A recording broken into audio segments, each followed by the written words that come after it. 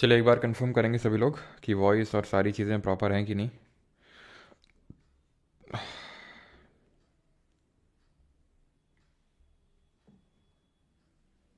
गुरु जी को मेरा सजता। अच्छा, चलिए एक बार कंफर्म करेंगे सभी लोग कि वॉइस और सारी चीज़ें प्रॉपर हैं कि नहीं।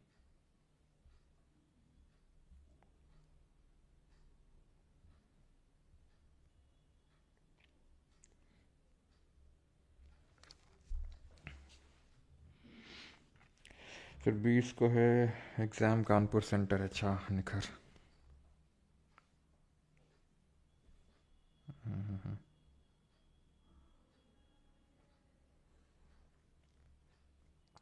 चलिए ऑल प्रॉपर है।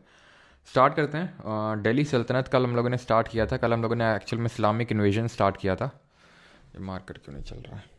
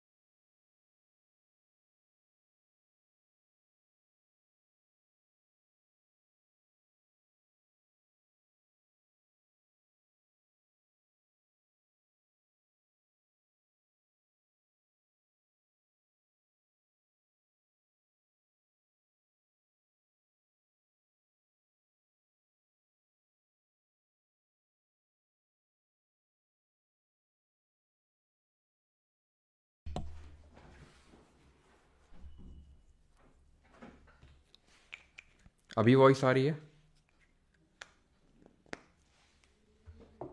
अभी वॉइस आ रही है? एक बार कंफर्म करेंगे। ठीक है, मैं फिर से रिपीट करता हूँ। कल हम लोगों ने स्टार्ट किया था इस्लामिक इन्वेजन के बारे में, और हमने देखा था कि सबसे पहला जो इस्लामिक इन्वेजन हुआ था इंडिया में वो हुआ था मोहम्मद बिन कासिम का। ठीक है, इसने इंडिया में 712 एडी पर अटैक किया था। सिंध प्रांत में अटैक किया था इसने, और किंग दाहिर की हत्या करी थी।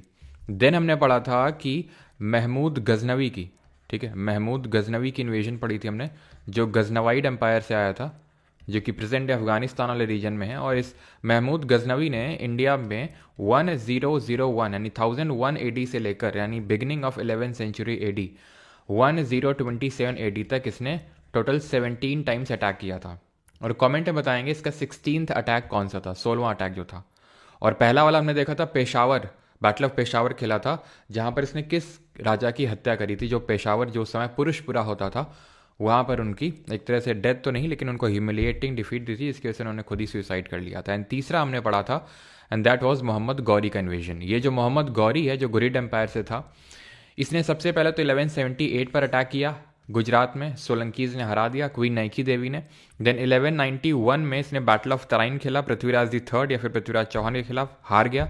देन अगेन 1192 एडी में जीत गया, यानी कि नेवर गिव अप। ठीक है, इसके मैं सीख दिया इसने। और ये जो स्टोरी चलती है ना, कि 17 बार अटैक किया महमूद, इस मोहम्मद गौरी के आई थिंक रिगार्डिंग स्टोरी चलती है कि 17 बार अटैक किया, 16 बार हार गया, 17वीं बार जीत गया, फर्जी है। ठीक है, मोहम्मद गौरी ने पहली बार तो 17 बार अटैक नहीं किया, और महमूद गजनवी ने 17 बार अटैक किया। चाहे महमूद गजनवी हो चाहे मोहम्मद गौरी हो, सब हारे थे।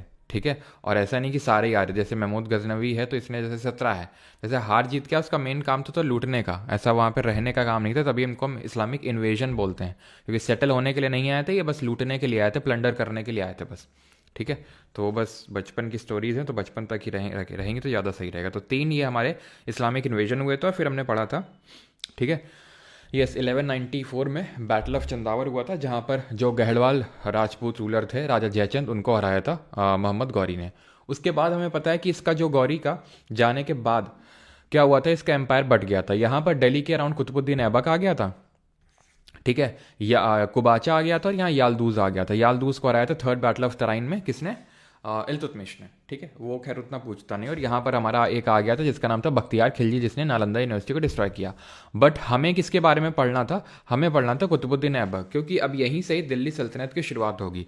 लेकिन ये ओरिजिनली दिल्ली सल्तनत नहीं थी, बिकॉज हमें पता है कि मेन जो काम हो रहा था, रूलिंग हो रही थी, वो लाहौर से हो रही थी। Lahore was the capital of the Qutubuddin Aibak. Qutubuddin Aibak ने दिल्ली सल्तनत फाउंड करी।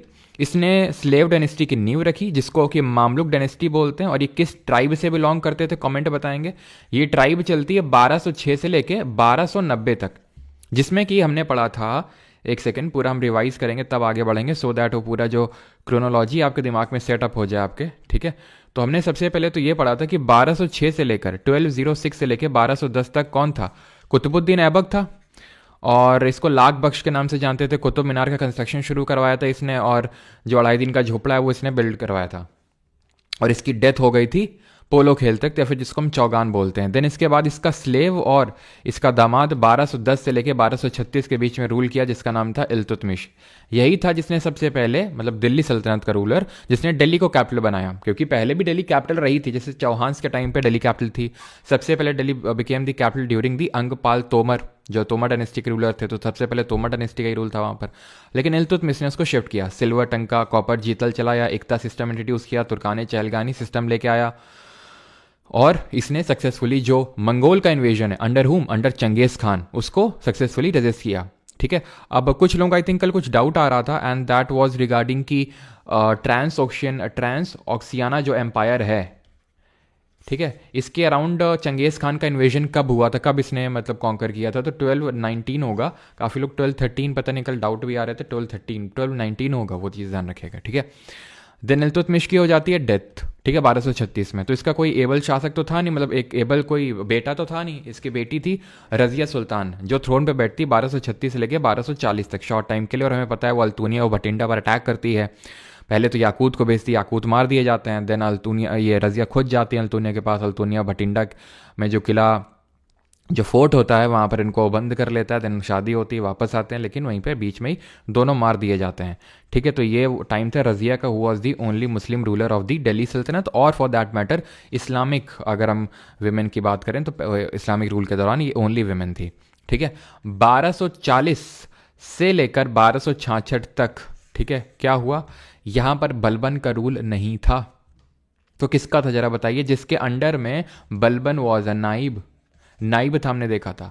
देन उसके बाद बलबन आया था 1267 से लेके 1287 के बीच में। बलबन ने क्या किया था, बलबन ने पहले तो चहलगानी सिस्टम को खत्म किया, इक्ता को नहीं, चहलगानी को।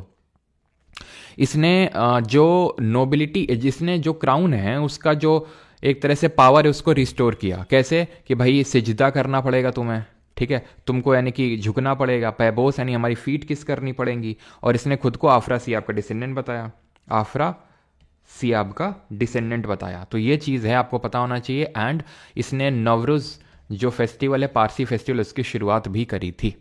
और ये था नसीरुद्दीन महमूद के अंडर में नाइब, नसीरुद्दीन महमूद,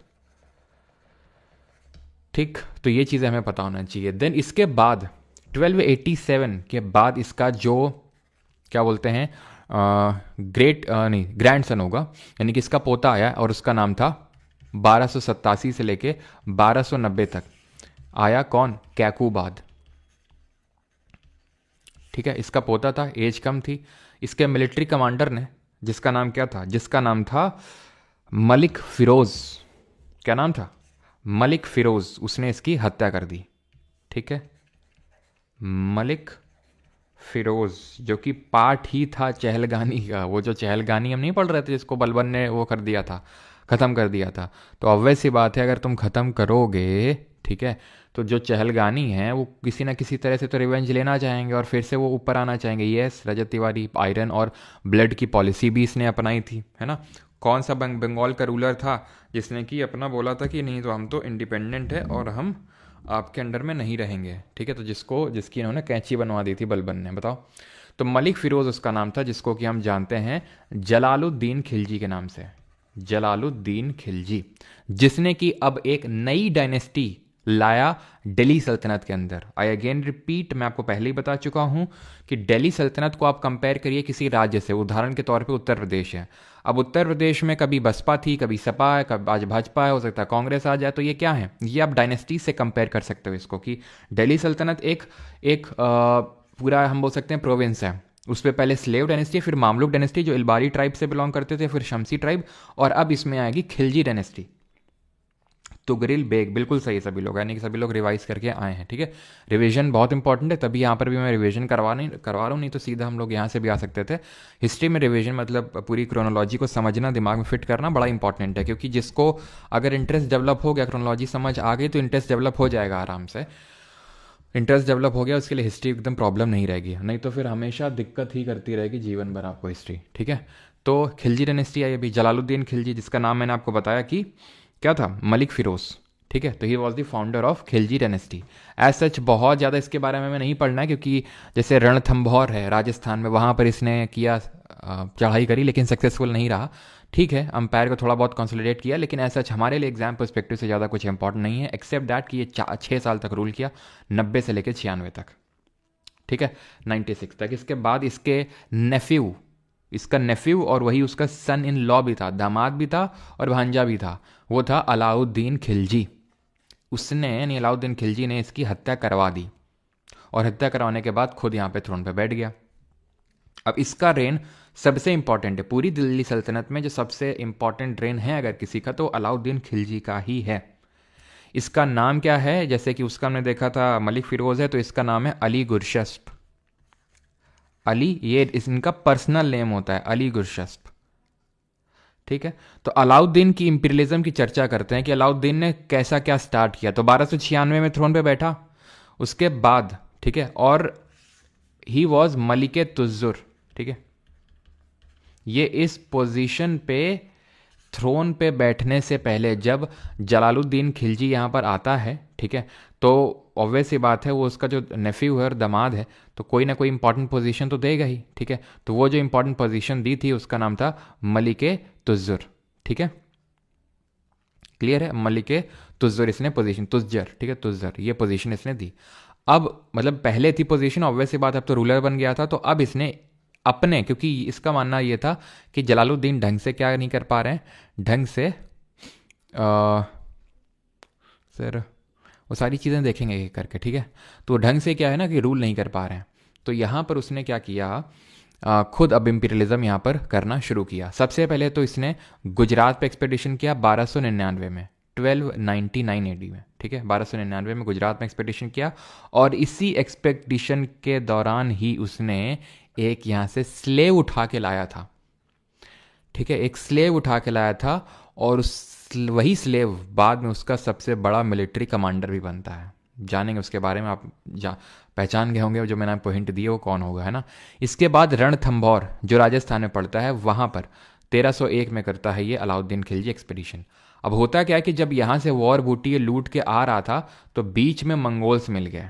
मंगोल उस समय भी जीना हराम किए हुए थे, दिल्ली सल्तनत के आसपास ही घूम रहे थे। चंगेज खान के तो अटैक को रोक लिया था इल्तुतमिश ने, लेकिन मंगोल्स अब धीरे धीरे यहाँ पर आ रहे थे आफ्टर चंगेज खान, क्योंकि चंगेज खान तो मर गया था उसके बाद। तो मंगोल्स ने जो है थोड़ा बहुत कैप्चर करना चाहिए इससे वॉर ब्यूटी, अलाउद्दीन चिढ़ गया। 2 मंगोल जाके इस किले में, रणथंभौर का जो किला है वहाँ पर जाके छिप गए।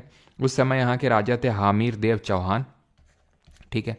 तो रिक्वेस्ट किया या माना जाता है, ठीक है, अलाउद्दीन ने कि भाई उनको वापस कर दो। नहीं किया हामिर देव चौहान ने वापस, तो इसने चढ़ाई कर दी रणथंभौर में। और रणथंभौर में जब चढ़ाई करी, तो यहीं पे जो है सबसे पहले परफॉर्म किया गया क्या, जौहर।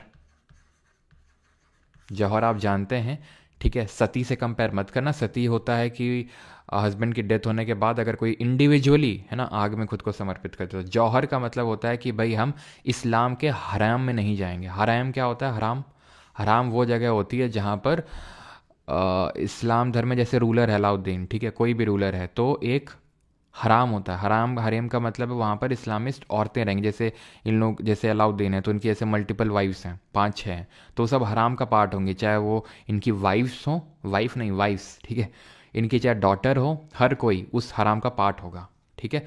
तो हरेम में नहीं जाना चाहते हैं वो, ठीक है, जो भी औरतें, खासकर ये राजपूत रूलर्स में ज़्यादा प्रैक्टिस होता था, तो उनकी जो वाइफ होती थी, जितने भी लेडीज़ होती थी, ठीक है, राजपूत डायनेस्टी में, तो वो सब एक कॉमन अग्नि कुंड में खुद को समर्पित कर देती थी कि हम इस्लाम के हरम में नहीं जाएंगे, खुद को समर्पित कर देंगे उसी में। तो ये सबसे पहला जौहर का एविडेंस यहाँ से मिलता है, जो अलाउद्दीन का जो कोर्ट पोएट था जिसका नाम था आमिर खुसरो, उसने जिक्र किया है सबसे पहले अपनी पर्शियन लैंग्वेज में कि जौहर परफॉर्म किया गया था रणथंभौर में। उसके बाद मेवाड़ में, जिसकी चित्तौड़ कैपिटल थी, यहाँ पर चढ़ाई करता है 1303 में।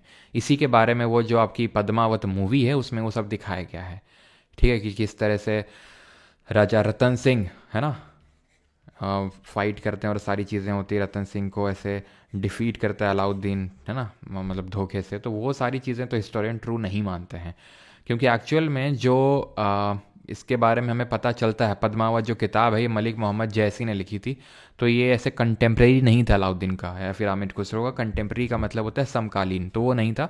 तकरीबन 150 साल बाद ये किताब लिखी गई थी अलाउद्दीन, तो हिस्टोरियंस इसको ट्रू नहीं मानते हैं। अब क्या ट्रू था नहीं था उस पर हमें नहीं जाना ज़्यादा।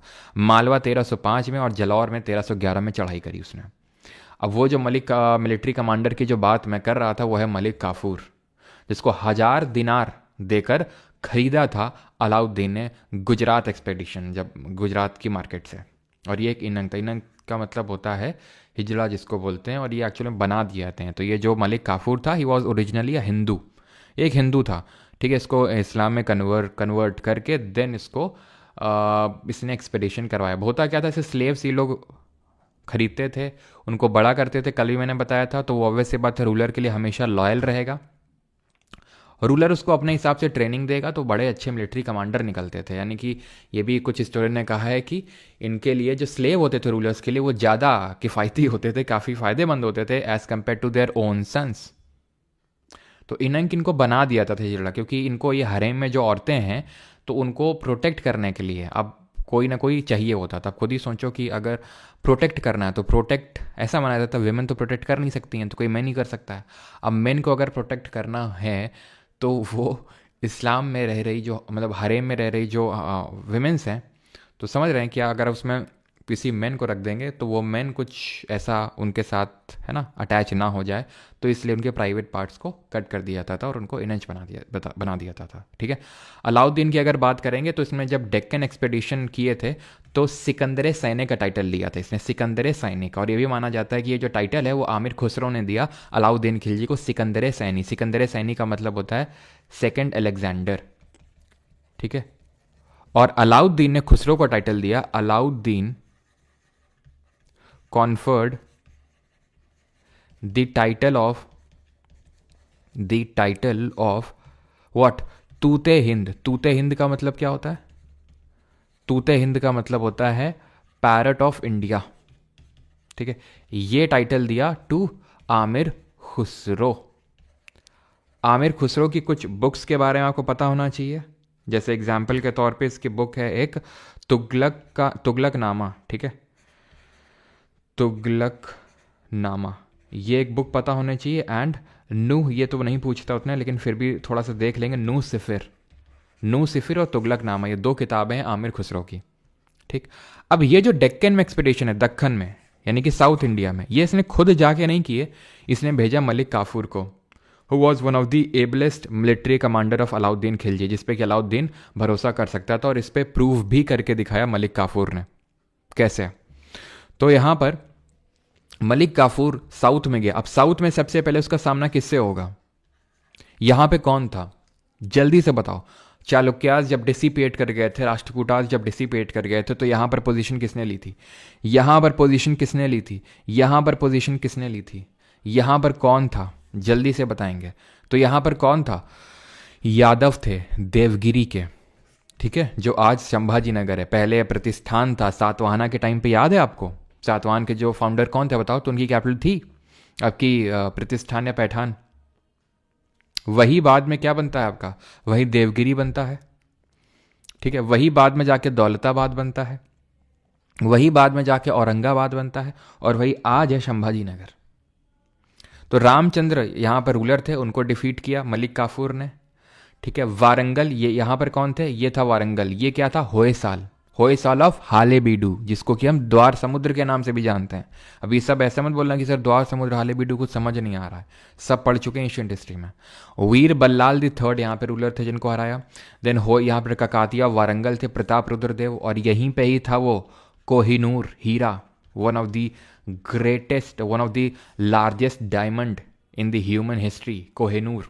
ककातियाज जो वारंगल के थे, इन्हीं को सबसे पहले ये मिला था कोहिनूर, जिनसे कि ये ले गया कौन, मलिक काफूर, कहाँ, जब अब वापस दिल्ली सल्तनत में। और यहाँ पर थे पांड्या, पांड्या ये थे इनकी कैपिटल मदुरई, ठीक है। तो इनको हराया, वीर पांड्या रूलर थे, और सारा वॉर बूटी कैप्चर करके ले गया दिल्ली सल्तनत अलॉन्ग विथ कोहिनूर। तो कोहिनूर भी साथ में ले गया। वही कोहिनूर बाद में नादिर शाह ले जाता है, बाद में अंग्रेज ले जाते हैं, और वो अंग्रेजों के पास ही आज भी, ठीक है। तो ये मलिक काफूर ने साउथ इंडिया के एक्सपेडिशन किए थे, जो आपको पता होने चाहिए, ठीक है। तो यहाँ पर लगभग 1299 कैप्चर करके लाया था, और आप ये समझ सकते हो ये 1308 में इनको हराया, ठीक है।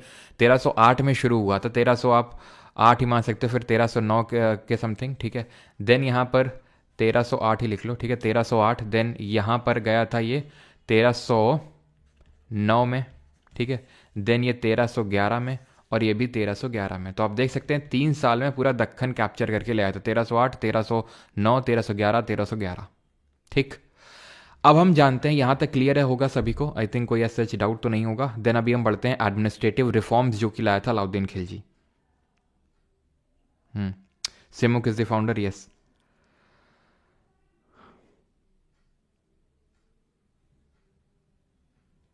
सर आपके नोट्स से पटना में टीचर पढ़ा रहे हैं, अच्छा।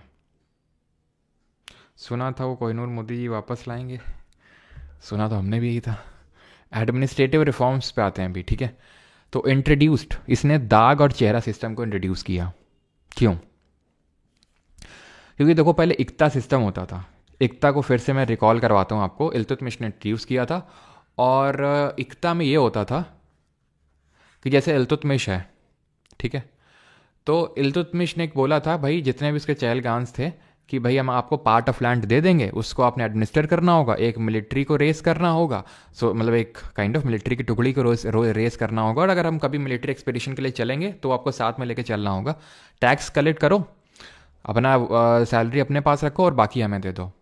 ख़त्म कर दिया किसने, खिलजी ने, ठीक है। ही एंडेड इक्ता, ठीक है। लेकिन थोड़ा सा जो ये कंपोनेंट है एकता का कि आपको मिलिट्री जो चहलगानी तो वैसे पहले भी ख़त्म हो चुका था, लेकिन जो इम्पोर्टेंट उसके कोर्ट में नोबेल्स थे, ठीक है, उनको बोला गया, जो खासकर नोबेल्स को हम आमिल के नाम से जानते हैं, ठीक है। अगर आपको याद हो आमिल, आमिर याद आया कुछ, तो आमिल होते थे जो रेवेन्यू वगैरह कलेक्ट करते थे। तो अभी भी उनको ये बोला गया ये चीज़ कि आप जैसे कि कुछ सोल्जर्स को मेंटेन करके रखेंगे अपने अंडर में, और कुछ घोड़े। यही बाद में हम जाके देखेंगे अकबर के टाइम पे यही कुछ मनसबदारी टाइप भी, मनसबदारी जो है यहीं से निकल के आता है। तो घोड़े आपको रखना है और आपको सोल्जर्स रखना है, और जितना भी आप मेंटेन करोगे, आप खुद से टैक्स लेवी वगैरह कुछ नहीं करोगे, वो हम देंगे तुमको सैलरी वगैरह, जितने भी तुम मेंटेन करोगे सोल्जर और हॉर्स। तो होता क्या था, जो बंदा मान लो कि गिनने बैठा हुआ है, क्योंकि गिनाई होती थी पहले कि आओ महीने में, ठीक है, एक बार आओ अपने घोड़ों और अपने सोल्जर्स को लेके, गिनाई होगी पहले, उसके बेसिस पे तुमको पैसा मिलेगा। तो क्या होता था, काफ़ी सारे तेजू लोग क्या करते थे कि जैसे हॉर्सेज लाए यहाँ से, ठीक है, उनको फिर से वापस ले आए, सोल्जर्स लाए, उनको फिर से लाइन में लगा दिया। अब जो यहाँ बंदा बैठा हुआ है वो हॉर्स की शक्ल थोड़ी ना एकदम अपने उसमें कैप्चर कर लेगा, या फिर फॉर दैट मैटर सोल्जर की भी, सोल्जर की तो चलो समझ में भी आ जाएगी, हॉर्स की कैसे समझ में आएगी। तो उसने क्या किया, दाग लगाना शुरू किया कि यहाँ पे आएगा एक बंदा, यहाँ खड़ा होगा, ठप्पा मारेगा किसमें, घोड़े में, ठप्पा मार मार के आगे भेजेगा, ठीक है, सो दैट कि पता चल जाए कि हाँ इसकी काउंटिंग हो चुकी है। सोल्जर का एक डिस्क्रिप्टिव रोल होगा जो लिखा जाएगा वहाँ पे, सो दैट कि कैच हो जाए कि हाँ इसका तो ये पहले भी लिखा जा चुका ही है। तो डिस्क्रिप्टिव रोल होगा सोल्जर, डिस्क्रिप्टिव काइंड ऑफ जैसे आधार कार्ड टाइप आप बोल सकते हो। तो चेहरा, या फिर इसी को ही हम हुलिया बोलते हैं कि उसका हुलिया लिखा जाएगा कि वो किस तरह दिखता है, कैसा क्या है उसका, सो दैट डबल काउंटिंग ना हो सके। इसने हैवी टैक्स लगा के रखे, हैवी टैक्स लगाया इसने। लैंड टू बी मेजर्ड, इसने बोला कि लैंड को अब हम मेजर करेंगे, जितने भी आपकी लैंड है, और उसको उसने डिवाइड किया बिस्वा में, बिस्वा, ठीक है। और वही बाद में क्या बन जाते हैं, बीघा। पता है ना आपको कितने बिस्वा में एक बीघा होता है, जरा बताओ, देखें कितने, किसको कितनी ये नॉलेज है इसकी। कितने बिस्वा में एक बीघा होता है, तो 20 बिस्वा में एक बीघा होता है। तो ये इसी ने यूनिट शुरू करी थी। इसके लिए स्पेशल ऑफिसर इसने अपॉइंट किया, मुस्त खराज, ठीक है, जो लैंड को मेजर करेगा, देखेगा कि कितना आप रेवेन्यू उससे निकाल सकते हो, और उसी हिसाब से टारगेट दिए जाएंगे आपको कि भाई इतना आपको प्रोड्यूस करके लाना, इतना प्रोड्यूस करना, और इतना हमें शेयर चाहिए, इतना रूलर के को आपको भिजवाना है, इतना, ठीक है। तो वो रेवेन्यू कलेक्ट करने के लिए अलग से उसने मुस्त खराज करके एक अपॉइंट किया, ठीक है। तो ये अलाउद्दीन का चेहरा सिस्टम है। खैर, अभी आते हैं टैक्सेस पे। तो टैक्सेस इसने मेनली ध्यान रखना, 3 नए टैक्स इसने इंट्रोड्यूस करके रखे थे, घरई, चरई और खराज। लेकिन हम पहले जजिया और जक़ात की बात कर लेते हैं। जजिया और जक़ात क्या होते हैं? तो जजिया होता है लेवीड ऑन नॉन मुस्लिम, आपको पता होगा। और ठीक है, सबसे पहली बार इसको किसने लगाया था? Mohammad bin Qasim, the first Islamic invader in India which who invaded India in 712 AD। उसने सबसे पहले जजिया इंप्लीमेंट किया था, जो कि नॉन मुस्लिम्स पे लगाया जाता है। यानी कि मेनली इस टाइम हिंदूज ही थे नॉन मुस्लिम, ऐसा क्रिश्चियंस तो आए नहीं थे, क्रिश्चियंस तो अंग्रेजों के समय आए थे। तो उन पे लगाया जाने वाला टैक्स था जजिया। ज़कात होता था जो सिर्फ मुस्लिम्स पे लगाया जाता था, जो रिच मुस्लिम्स होते थे, कि ये आप पे लगाया जा रहा है, और उस पैसे का यूज़ किया जाता था जो पुअर मुस्लिम्स होते थे उनके वेलफेयर के लिए। तो जजिया ज़कात है। लेकिन अगर आपसे पूछेगा अलाउद्दीन ने कितने टैक्स लगाए, तो अलाउद्दीन आप बोलेंगे 3 टैक्स लगाए। कौन कौन से? घरई, चरई और खराज। घरई का मतलब घर का यानी हाउस टैक्स। चरई का मतलब होता है जो पैस्टोरल लैंड है, जहाँ पे आपके जो गाय भैंस हैं, यानी आपके जो जानवर हैं वो चर रहे हैं, तो वहाँ पर आपको लगाया जाता था चरई। और खराज होता था जो किसान है जो प्रोड्यूस करेंगे उसका 50%। आज तक अभी तक इतना टैक्स किसी ने नहीं लगाया था, यानी कि जितना प्रोड्यूस करोगे उसका आधा हमें चाहिए। कुछ जाना पहचाना से नहीं लग रहा है? तो खराज जो है आपको ध्यान रखना, it was levied on the produce, और वो आधा आपको देना होता था, दैट इज 50%। अब ये करने के बावजूद भी अलाउद्दीन के खिलाफ विद्रोह नहीं हुआ, ठीक है। विद्रोह क्यों नहीं हुआ? ठीक है, जबकि वो उसने बहुत लार्ज स्टैंडिंग आर्मी मेंटेन करके रखी थी अलाउद्दीन खिलजी ने, और उनको कैश में पे करता था, और उनको बहुत ज़्यादा भी पे नहीं करता था। लार्ज स्टैंडिंग आर्मी थी और उनको पे भी कम ही करता था वो। लेकिन फिर भी सारी चीज़ें एफिशिएंटली मैनेज कर ले गया, क्योंकि उसने मार्केट को कंट्रोल में रखा। उसने मार्केट को 3 पार्ट में डिवाइड किया। एक तो खाने वाली, फूड ग्रेन वाली, कपड़े वाली, और एक ये जो जहाँ पे ये स्लेव्स, जिनको कि बंदगान बोला जाता है, बंदगान, घोड़े और कैटल्स बेचे जाते हैं, तो इनको 3 अलग अलग डिवाइड किया। हर मार्केट के लिए एक शहना अपॉइंट करके रखा। शहना कौन होता था? जो एक पूरा अकाउंट मेंटेन करेगा, जो मर्चेंट और जो शॉपकीपर्स हैं, और उन पे चेक लगाएगा, यानी कि चेक इन दी सेंस कि प्राइसेस रेगुलेट हो रहे हैं, मतलब प्राइसेस को डिसाइड किया जाएगा उसके द्वारा कि भाई इससे ज़्यादा में आप नहीं बेच सकते हो। तो भाई इससे ज़्यादा में नहीं बेच सकते हो, मतलब अगर वो कम सैलरी भी दे रहा है सोल्जर्स को, तो कम सैलरी में भी सोल्जर सर्वाइवल कर लेंगे, क्योंकि उसने मार्केट में कंट्रोल करके रखा है, कैपिंग करके रखी कि भाई इससे ज़्यादा नहीं कर सकते हो। आप होल्डिंग नहीं कर सकते। होल्डिंग का मतलब है कि आप ऐसा नहीं कि स्टॉक में रख लो, प्राइस बढ़ाओ, इन्फ्लेट करो और बाद में निकालो। ये सब अगर किसी ने किया तो अलाउद्दीन क्या करता था? सीधा बिना कुछ बीच करने से सीधा डेथ, कैपिटल पनिशमेंट जिसको बोलते हैं, सीधा मौत की सजा। तो अब वैसी बात है, कोई भी करने से पहले 1000 बार सोचेगा कि करें कि ना करें। तो शहना का ये काम होता था, ठीक है। और शहना ने अगर कुछ किया तो शहना को भी कैपिटल पनिशमेंट, ठीक है। तो चेक ऑन मार्केट 2 ऑफिसर्स रखते थे, दीवाने रियासत और शहनाए मंडी, ठीक है। तो दीवाने रियासत और शहनाए मंडी का काम था। शहनाए मंडी का मतलब है जो मार्केट ऑफिसर है, ठीक है। तो मार्केट का जो ऑफिसर है, जो ये फूड ग्रेन में मेनली मार्केट देखता था, उसको हम शहनाए मंडी के नाम से जानते थे, फूड ग्रेन वाली मार्केट के लिए। जो कपड़ा वाली मार्केट थी उसको सराय आदिल बोला जाता था। कपड़ा वाली market, all goods for sale were brought to an open market, या फिर इसी को हम क्लॉथ मार्केट के नाम से जानते हैं, ध्यान रखिएगा, सराय आदिल। अलाउद्दीन ने आर्किटेक्चर क्या क्या बिल्ड करवाए? तो इसने अलाई दरवाज़ा बनवाया, ठीक है। अलाई फोर्ट बनवाया, अलाई फोर्ट, अलाई दरवाज़ा जिसको एंट्रेंस ऑफ कुतुब मीनार है, प्लेस ऑफ 1000 पिलर बनाया जिसको हम 1000 सुतून बोलते हैं, और हौज खास, ठीक है, हौज खास जो सिटी है, और सॉरी हौज खास जो प्लेस है वो एक्चुअल में अलाउद्दीन ने ही बिल्ड करी है, वो हौज खास जहाँ पे आज, खैर अब क्या ही बोलूँ मैं, ठीक है। तो अलाई दरवाज़ा पे आते हैं, ये है अलाई दरवाज़ा जो आप यहाँ पे देख पा रहे हैं, ठीक है। It is the entrance of what, Qutub Minar, ठीक है। एंड ये है आपका क्या, 1000 सुतून, जो कि एकदम अब एकदम खंडहर हो चुका है, ये आपका 1000 सुतून, clear. He established the second city of Delhi, कौन, अलाउद्दीन। अलाउद्दीन ने दिल्ली जो है वो 7 सिटी से मिलकर बना हुआ, 7 शहरों से मिलकर बना हुआ है। कौन कौन से, तो बहुत सारे एक एक करके अभी देखेंगे, लेकिन पहला जो सिटी था वो था किला राय पिथौरा, जो कि तोमर डायनेस्टी ने बनाया था, किला राय पिथौरा। दूसरी जो सिटी बनाई थी वो सिरी थी, सिटी जो अलाउद्दीन ने बनाई थी, सिरी फोर्ट भी इसी ने बनाया था, ठीक है, वो एप्पल वाला सिरी नहीं है ये। टूम्ब ऑफ अलाउद्दीन आपको दिल्ली में देखने को मिलेगा। ही was a pattern of art and learning, और आमिर खुसरो के बारे में आपको बताया, तूते हिंद का टाइटल था, ठीक है। सुल्तान जहाँ का टाइटल दिया इसने, सिकंदर साइनी, ठीक है।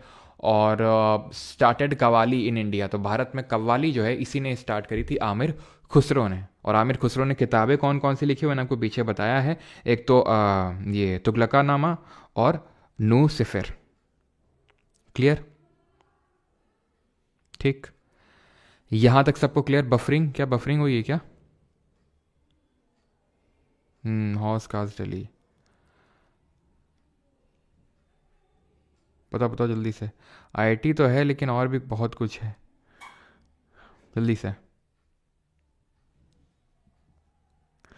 सर भी हौज खास के मज़े लिए, नहीं बेटा हमने लिए नहीं, बस मज़े के बारे में सुना है ऐसा लिए नहीं है, ओके नो, ठीक, नहीं। तो आगे बढ़ते हैं। स्टैटिक जी के रितिका जी अभी हुआ नहीं है, होगा, ठीक है। मलिक काफूर कॉल्ड 1000 दिनारी सीज दी थ्रोन। अब हाँ, अब क्या होता है आगे, पानी तो पी लें यार, आगे की चर्चा तो होती रहेगी, पानी वानी पी लें पहले।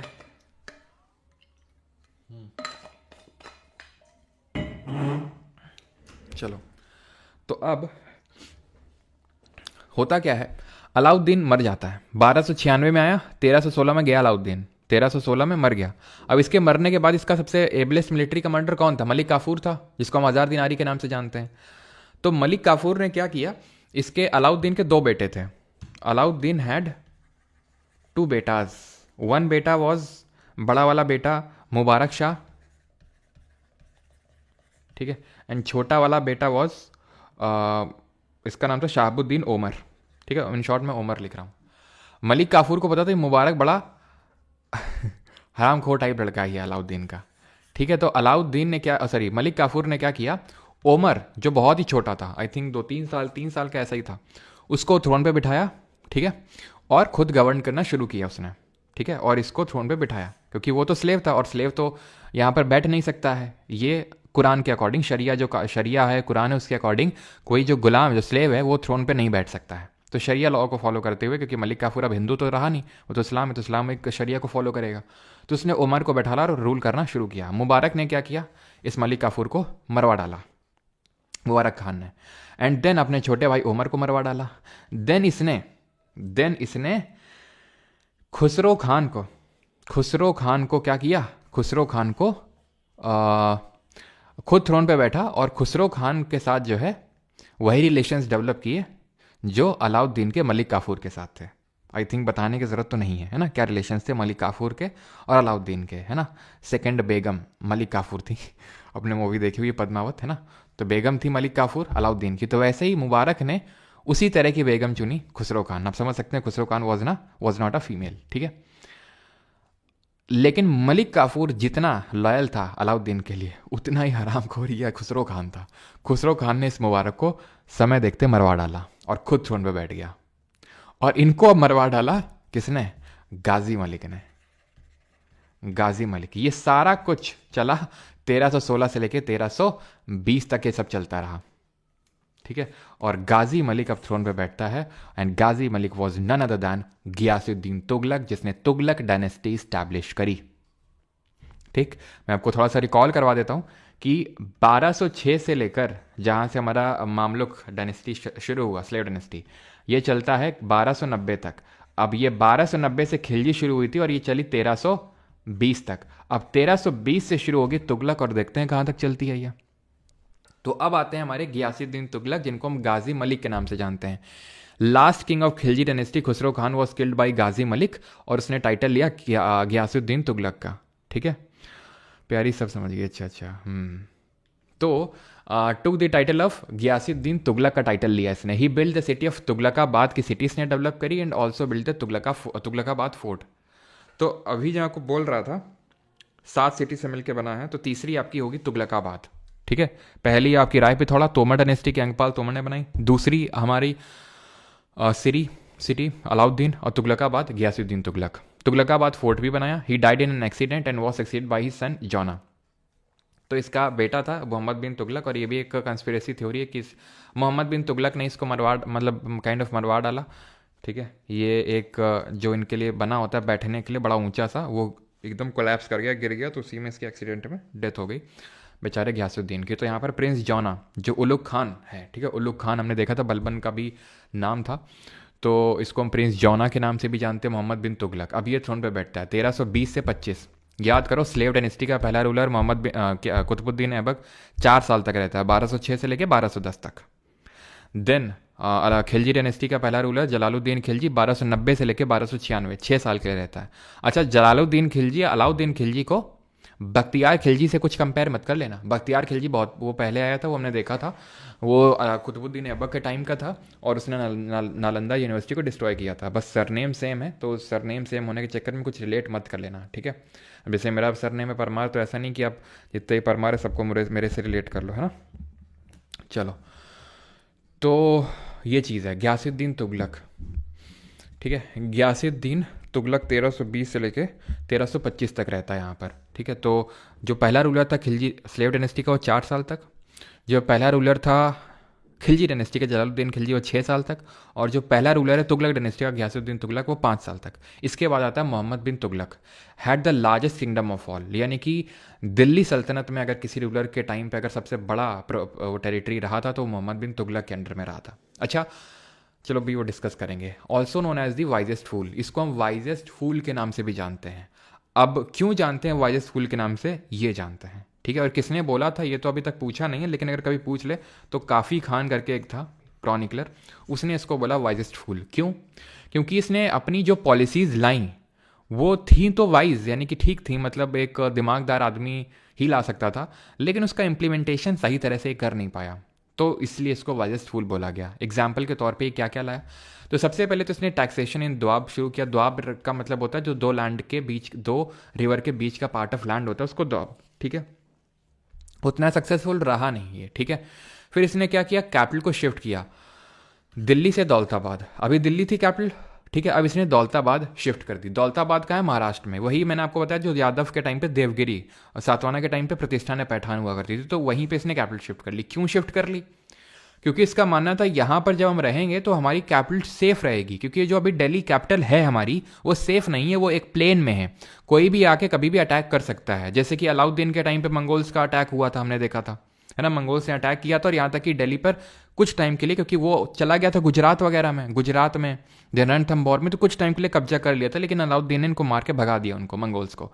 तो कहीं ना कहीं वो खतरे को अवॉइड करने के लिए वो चाहता था कि एक सेफ जगह है उसकी, और कंप्लीटली एक्सेसिबल भी हो बाकी जगह, जैसे गुजरात भी एक्सेसिबल है, दिल्ली भी एक्सेसिबल है, बंगाल भी एक्सेसिबल है यहाँ से, तो ठीक है।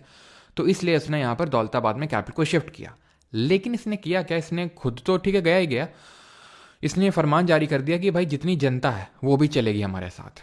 अब इब्ने बतूता जो इसके टाइम पे ट्रैवलर आया था मोहम्मद बिन तुगलक के टाइम पे, मोरक्को से आया था, एक अफ्रीकन देश है मोरक्को, वहाँ से, तो उसने ये लिखा है अपनी किताब पे, रियला किताब है उसमें, कि जो है मोहम्मद बिन तुगलक को ये जो लोग थे दिल्ली के, ये माँ बहन की गाली लिखते थे उसको किसमें, अब ये मैं तुमको लग रहा होगा मजाक, लेकिन आप जाके रियला पढ़ सकते हो। ठीक है, अगर आपको शक है तो आप सर्च कर सकते हो, इट इज़ ट्रू। ठीक है, उसने लिख रखा है इसमें कि गाली वाली लिखते थे इसको। ठीक है, तो इस वजह से मोहम्मद बिन तुगलक ने बोला कि जनता भी हमारे साथ चली गई, रोड वोड बनवा दी थी, लेकिन इतनी गर्मी थी उस टाइम की, रोड के मतलब जाते वक्त ही तो काफ़ी लोगों की डेथ हो गई। और जिस काम से गया था, किस लिए गया था, एक तो मतलब एक तो कैपिटल सिटी सेफ होगी, एक्सेसिबल होंगे बाकी जगह, प्लस जो डेक्कन है उसको भी वो कंट्रोल कर पाएगा, क्योंकि डेक्कन मलिक काफूर ने तो ला दिया था दिल्ली सल्तनत के अंदर, लेकिन अलाउद्दीन ने एज सच वो नहीं किया था कि मतलब वहाँ पर रूल करने के लिए कोई बिठाया। उसने बोला कि जो लोकल रूलर रूल करते रहो, लेकिन हमारी सुजरेनिटी को एक्सेप्ट करोगे और टाइम टाइम पे पैसा देता रहोगे, तो मतलब रूल करने दिया था उसने। लेकिन तो मोहम्मद बिन तुगलक ये था कि भाई हमें कैप्चर करना है। लेकिन जब तक वो वहाँ पे गया तब तक नए किंगडम पॉप आउट हो चुके थे, विजयनगर और बहामानी, जिनके बारे में कल के लेक्चर में पढ़ेंगे। विजयनगर किंगडम और बहामानी उसी टाइम पे पॉपअप हो गए यहाँ पे। 1336 में विजयनगर आ गया, 1347 में बहामानी आ गए, तो वो भी इसका कुछ जमा नहीं। तो ये फिर से वापस दिल्ली फिर से इसने कैपिटल को शिफ्ट कर दिया, ठीक है। तो इसी वजह से कई बार बोला भी जाता है तुगलकी फरमान, जैसे जब मोदी जी ने, है ना, 8 नवंबर को आपको पता है कि सारे नोट बंद कर दिए थे। तो इसने क्या किया था, मतलब जब मोदी जी ने क्या किया था कि बंद कर दिए थे, आपको पता है डिमोनेटाइजेशन कर दिया था एकदम से, तुरंत, है ना, रातों रात। तो इसी वजह से उस टाइम पे जो कांग्रेस है उसने बोला था कि ये तुगलकी फरमान जारी कर देते हैं कभी भी, है ना। इसने फिर क्या किया, ये फेल हो गया, तो खुरासान एक्सपीडिशन। खुरासान क्या है, तो यहाँ वाला जो रीजन है, यानी कि हम बोल सकते हैं वेस्टर्न अफगानिस्तान और थोड़ा सा ईरान का पार्ट, उसको खुरासान बोला जाता है। तो इसने बोला कि हम ये भी तो कैप्चर कर सकते हैं पूरा का पूरा अफगानिस्तान और थोड़ा बहुत ईरान। तो इसने ये इसके लिए बहुत बड़ी आर्मी रेस करी, लेकिन बाद में इसको रियलाइज़ हो गया कि यहाँ पर जा नहीं सकता, क्योंकि यहाँ पर हिंदू कुश वगैरह हैं, और फिर ये सोच रहा था कि इजिप्ट वालों का सपोर्ट वगैरह लेके ये यहाँ पे चढ़ाई कर देगा। लेकिन उन्होंने मना कर दिया कि हम तुम्हारा सपोर्ट कर नहीं पाएंगे, तुम पगलैट टाइप आदमी हो ठीक है, तो हम कर नहीं पाएंगे ये। तो इसने वो गिव अप कर दिया, और वो समझ लो कि बहुत बड़ी आर्मी जिसको 1 साल का एडवांस दे के रखा था, उसको डिसिपेट करना पड़ा। जो थोड़ी बहुत आर्मी बची, ठीक है, उससे उसने कराचिल एक्सपेडिशन का सोचा। कराचिल एक्सपेडिशन हिमाचल वाला प्रदेश वाला जो रीजन है वो कराचिल का एरिया था। तो कराचिल में जब भेजा तो ऑब्वियस सी बात है वहाँ पर सेना लौट ही नहीं पाई। ज़ियाउद्दीन बरानी बताते हैं, उनके बारे में देखेंगे। ज़ियाउद्दीन बरानी इन्हीं के टाइम के कंटेम्प्रेरी थे। वो लिखते हैं कि 10,000 सोल्जर गए थे, वापस सिर्फ 10 आए। क्यों? क्योंकि वहाँ पर बहुत ही हार्श कंडीशन थी। टर्किश सोल्जर थे जो गर्मी वाली कंडीशन में रहते हैं।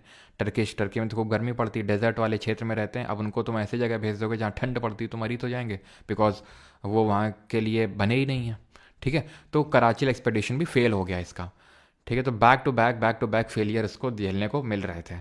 और इसने टोकन करेंसी को भी इंट्रोड्यूस किया, वो भी फेल हो गया। टोकन करेंसी क्या है, तो था क्या कि उस टाइम पे सिल्वर टंका और कॉपर जीतल, याद है इल्तुतमिश, ठीक है, सिल्वर टंका और कॉपर जीतल चल रहा था।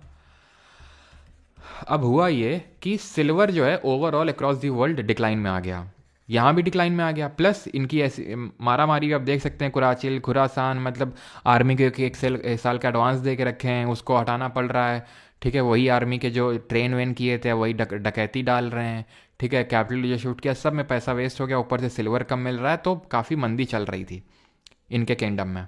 तो इन्होंने क्या किया, कॉपर वाले जो कॉइन्स थे उसमें सिल्वर और गोल्ड के यहाँ पर प्राइस चढ़ाना शुरू कर दिया। अब खुद ही सोचो, अगर मान लो कि तुम्हारे पास कोई एक सिक्का है, ठीक है, और वो सिक्के की कीमत है 50,000 रुपये।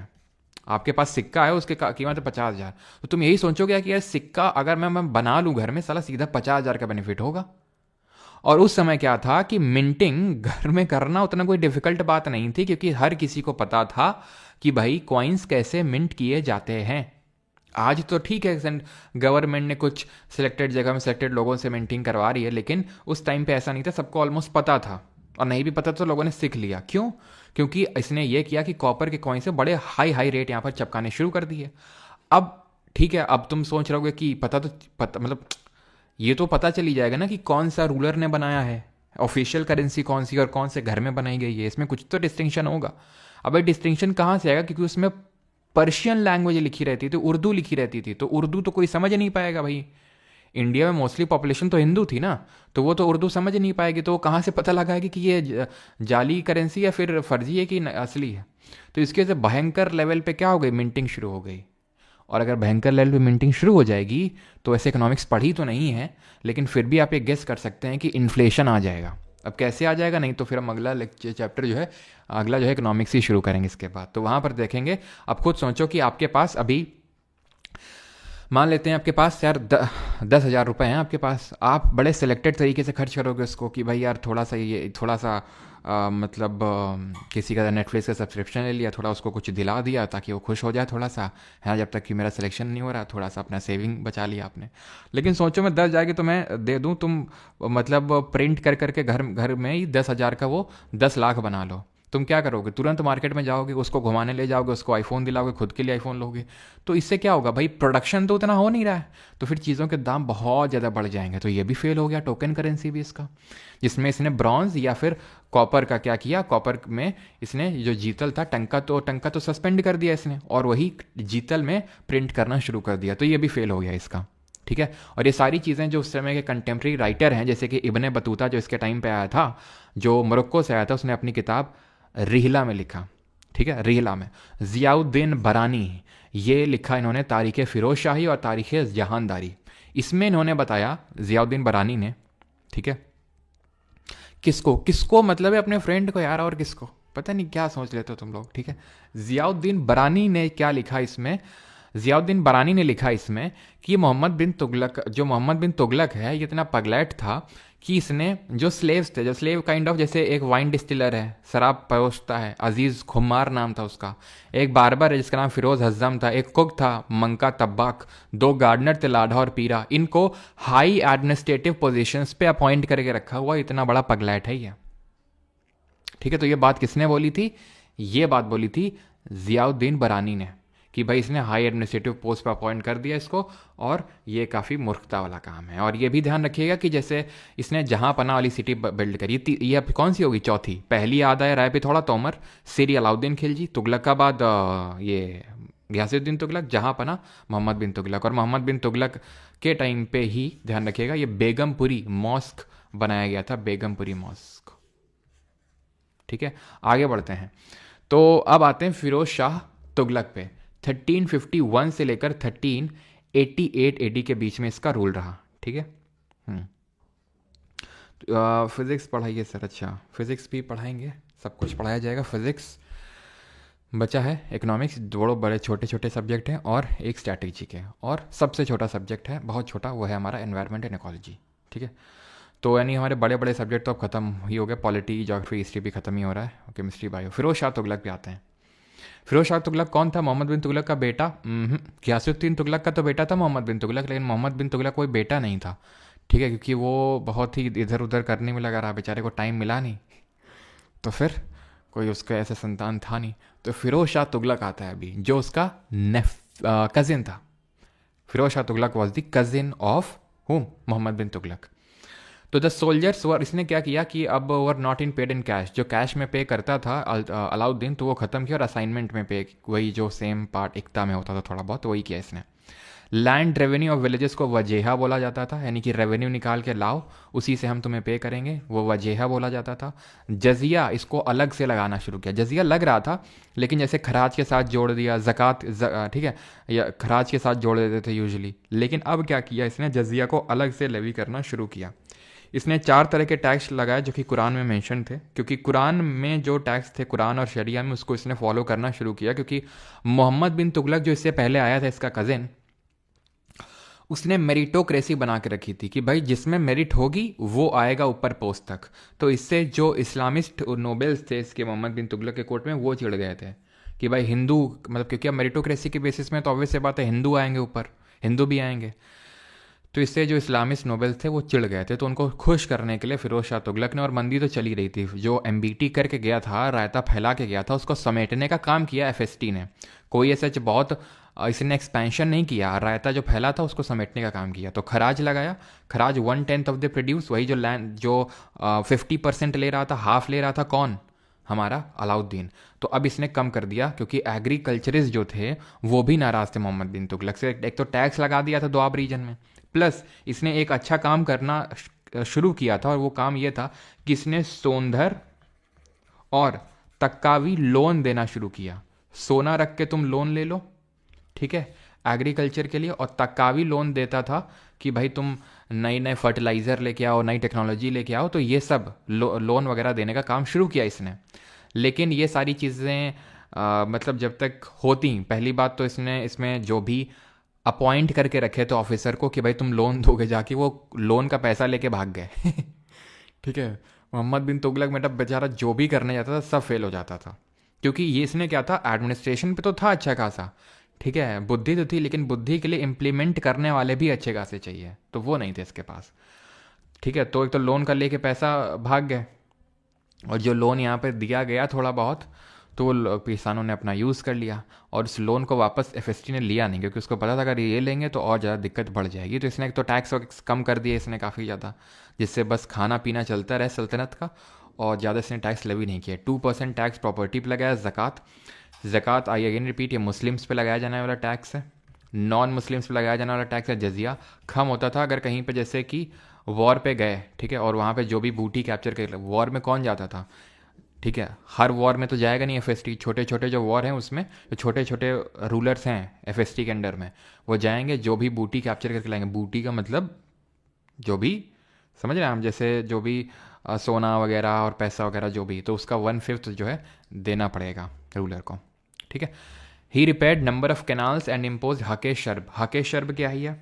ये है इरिगेशन टैक्स। ठीक है, ये है इरिगेशन टैक्स, यानी कि अगर हमारा पानी लेके, यानी कि गवर्नमेंट, जैसे नहीं कि गवर्नमेंट ट्यूबवेल आज बनाती है, ट्यूबवेल बनाती है गवर्नमेंट, तो उससे आप पानी यूज़ कर सकते हो, टैक्स भरना पड़ता है आपको? नहीं भरना पड़ता है। लेकिन तब था हके शर्ब और हासिल शर्ब, ये वाटर टैक्स होते थे। इसने फतेहाबाद की सिटी बिल्ड करी, हिसार, जौनपुर और फिरोज़ाबाद। जौनपुर जो है अब प्रिंस जौना के नाम पे बिल्ड करी थी। प्रिंस जौना कौन था? इसका कजिन मोहम्मद बिन तुगलक, तो उसके लिए इसने बनाई थी। क्लियर है इतनी चीज़ यहाँ तक सभी को?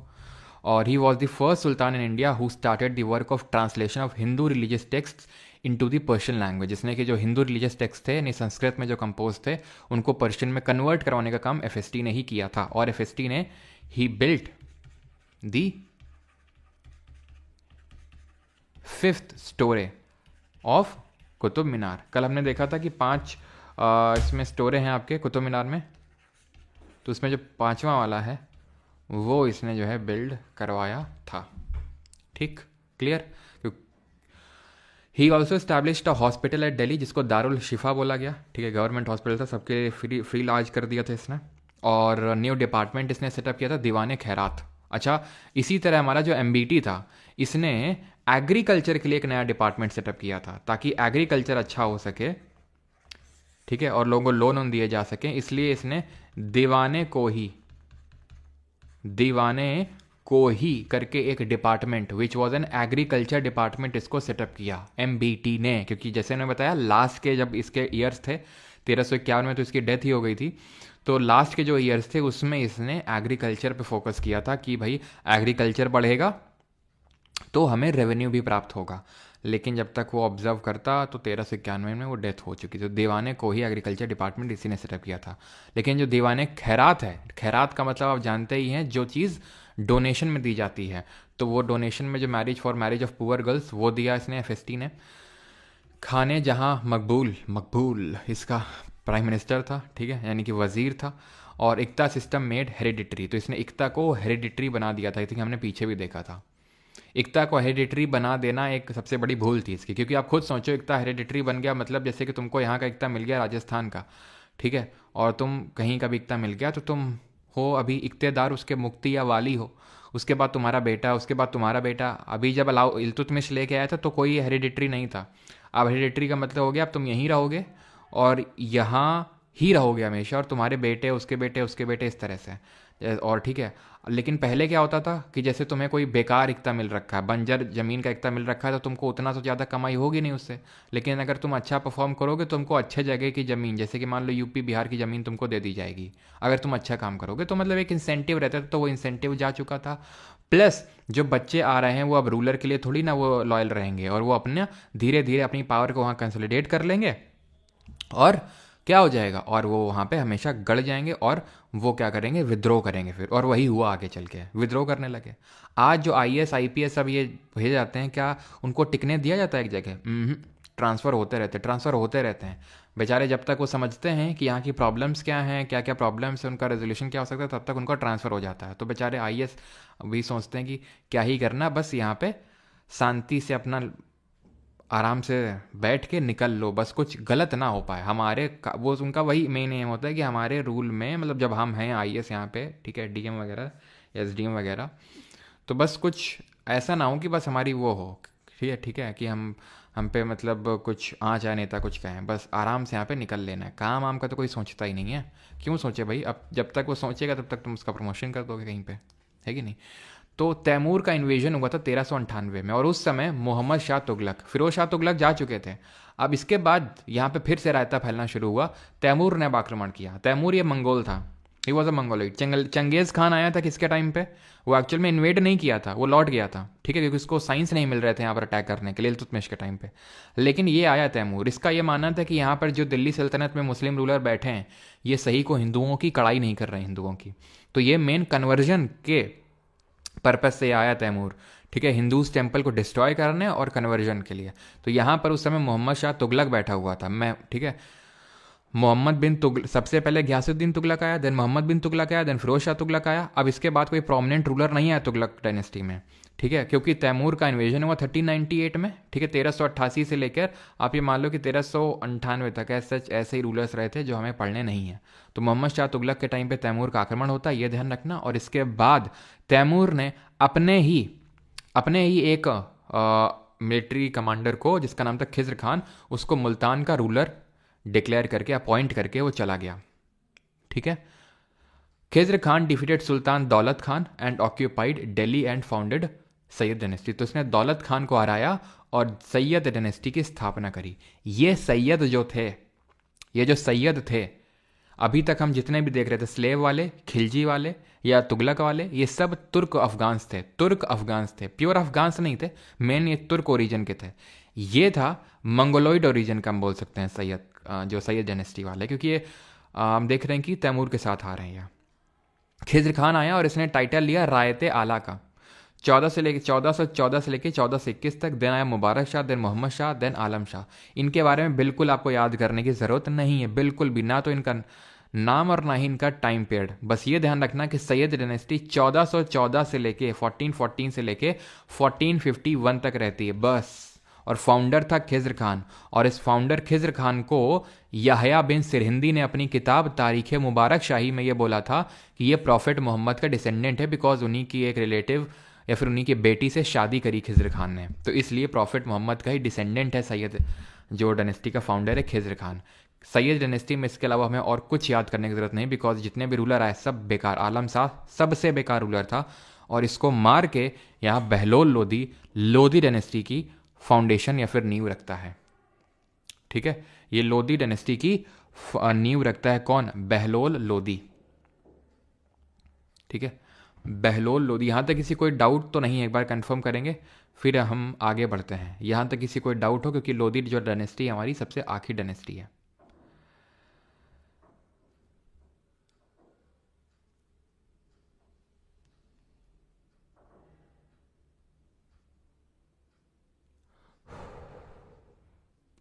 आगे बढ़ा जाए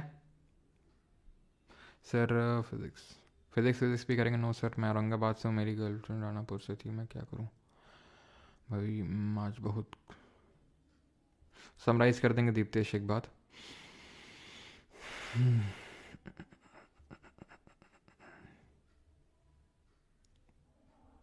लास्ट में समराइज कर देंगे भाई, चिंता मत करो, ठीक है।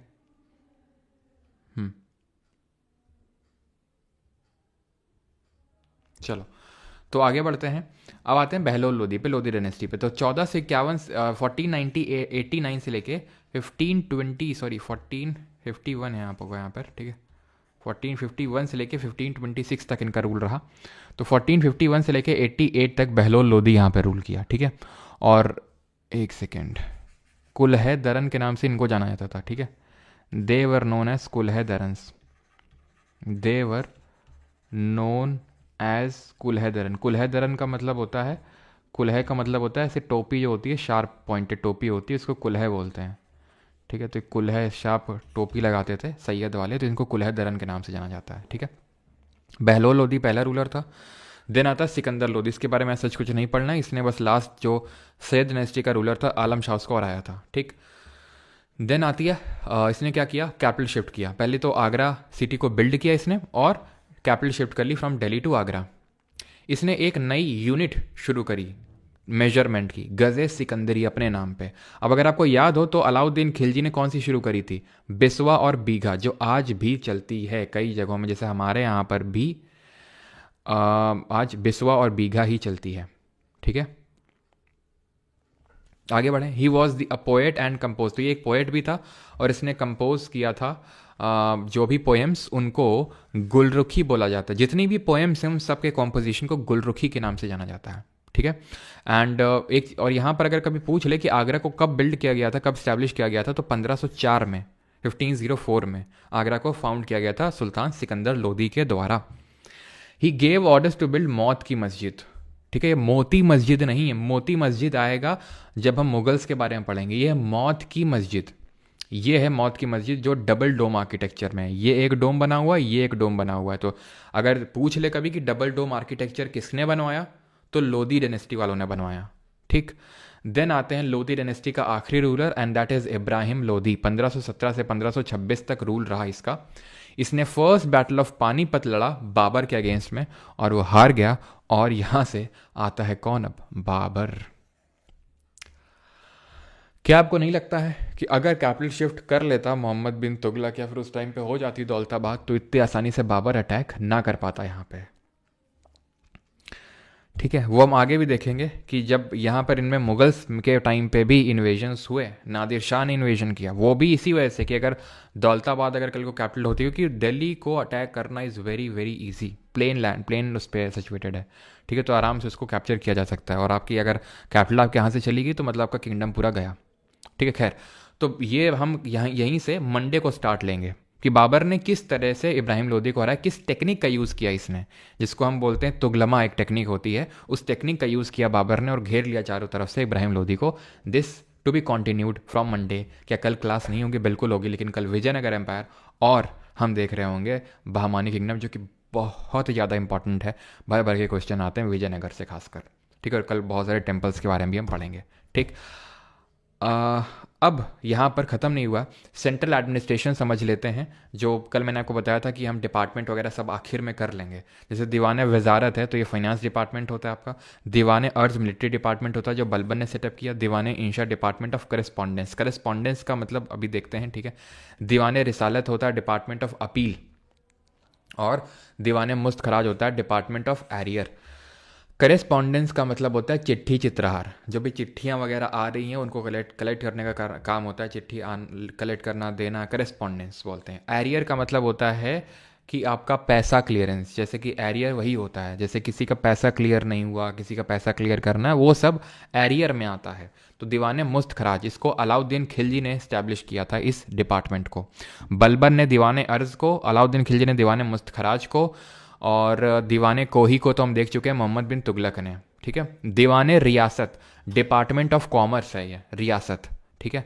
आपकी रियासत है, रियासत मतलब आपका एक तरह से पूंजी, तो पूंजी मतलब वो कॉमर्स के अंदर आएगा, पैसा वगैरह। दीवाने बंदगान डिपार्टमेंट ऑफ स्लेव और दीवाने खैरात, ये दोनों ही फिरोज शाह तुगलक ने एक तरह से सेटअप किए थे। बंदगान पहले भी होते थे लेकिन वो डिपार्टमेंट अलग से सेटअप नहीं हुआ था।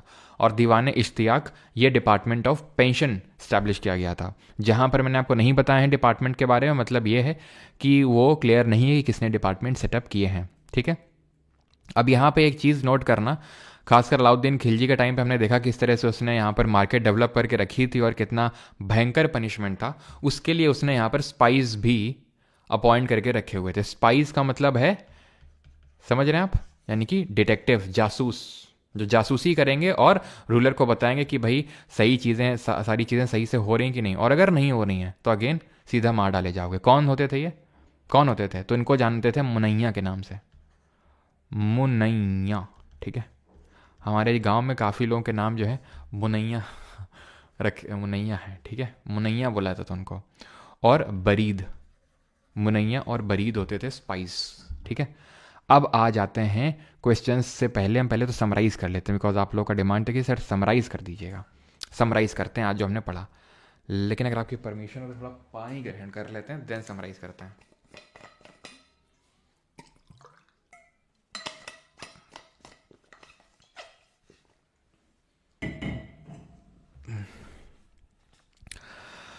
हाँ जी, तो पहले तो हम ये पढ़ते हैं कि ये पढ़ते हैं कि जो दिल्ली सल्तनत थी उसमें किन किन डायनेस्टीज़ का रूल कब था, है ना। तो हमने इसको कैसे याद किया था, सख्त सा लौंडा ऐसे करके हमने याद किया था, ठीक है। बाकी आप कैसे भी याद रखो, डजेंट मैटर, बस याद होना चाहिए, है कि नहीं। तो ये था आपका 1206 से लेकर 1290 तक था। ये था आपका 1200, जो जहाँ से आज हम लोग स्टार्ट लिए, 1290 से लेकर 1320 तक। ये था आपका 1320 से लेकर 1414 तक। ये था आपका 1414 से लेकर 1451 तक। और ये था 1451 से लेकर 1526 तक। भले आपको रूलर का एज पर से याद ना हो एकदम पर्टिकुलरली, लेकिन ये डायनेस्टी का तो पूरा पता होना चाहिए आपको कि कब से कब तक था, कब से कब तक था, कब से कब तक, ठीक है। ये तो पक्का याद होना चाहिए। हमने आज यहाँ पे स्टार्ट किया, खिलजी से स्टार्ट लिया। हमने देखा कि खिलजी का फाउंडर था जलालुद्दीन।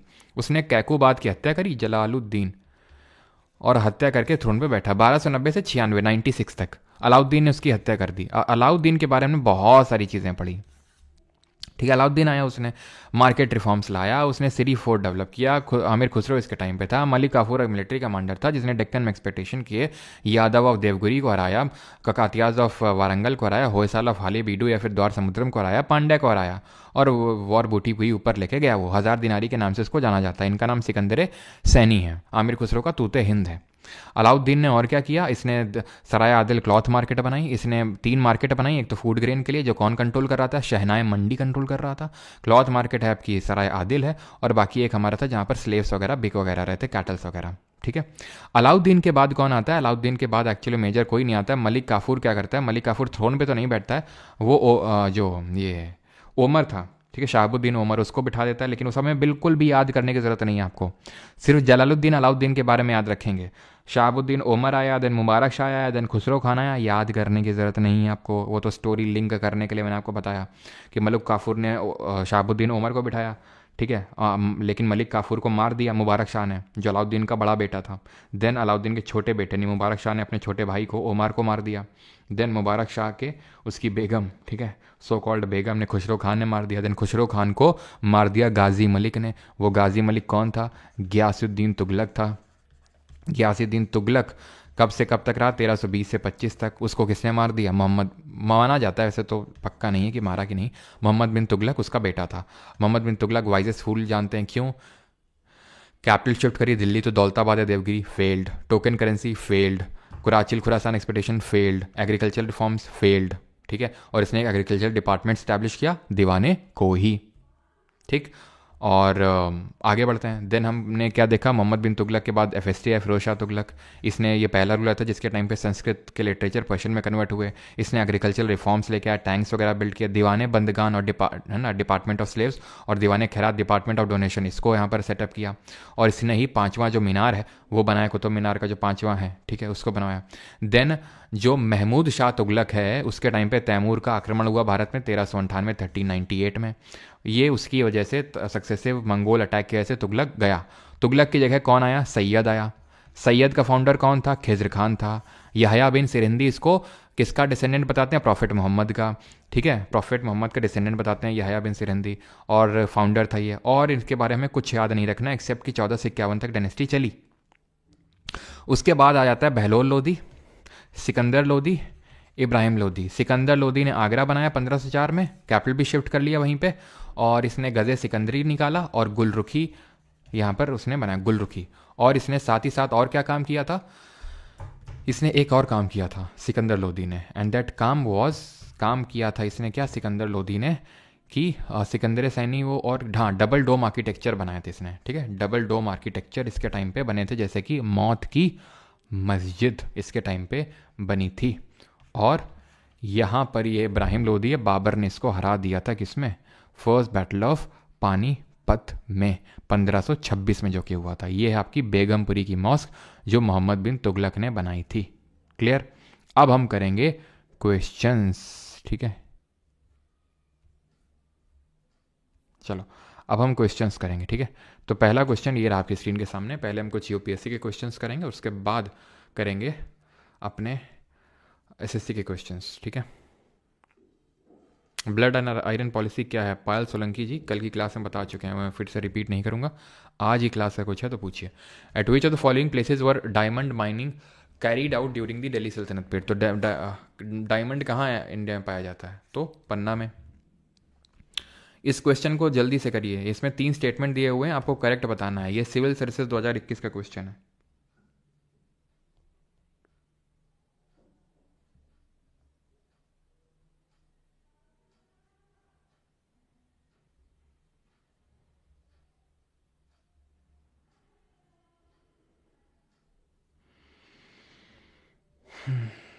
चलिए, तो it was during the reign of Iltutmish that Changez Khan reach the Indus. Changez Khan Iltutmish के टाइम पे आया था। यस, चंगेज खान इल्तुतमिश के टाइम पे तो आया था। It was during the reign of Mohammad bin Tughlaq that Timur occupied Multan and cross Indus. Muhammad bin Tughlaq के टाइम पे तैमूर आया था भैया, तैमूर का आक्रमण, ठीक है। तैमूर जिसके बारे में अभी हमने देखा था, है ना, इस्लामिक कन्वर्जन करने के लिए आया था, इन मंदिरों को तोड़ने, जिसपे अभी है ना आपको पता है कि कुमार विश्वास ने, क्योंकि आपको पता है करीना कपूर और सैफ अली खान ने अपने बेटे का नाम तैमूर रखा है ना, तो उसी पे टॉन्ट मारा था।